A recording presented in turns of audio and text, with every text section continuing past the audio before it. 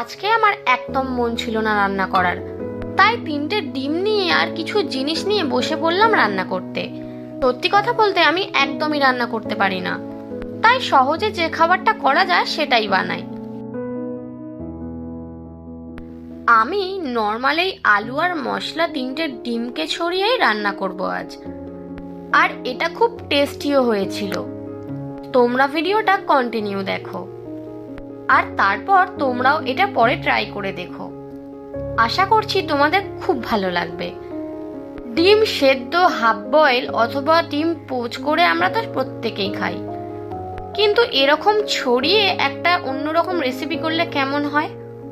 এটা আমি অলরেডি ভাজা ভাজাই রাখতে চেয়েছিলাম, কিন্তু আমার সাথে থাকা কিছু বান্ধবী আমার একটু ঝোল ছাড়া খেতে পারবে না, তাই তাদের জন্য এই গ্রেভি গ্রেভি ডিমের কষা। ভালো লাগলে ভিডিওটা সাবস্ক্রাইব করে দিও।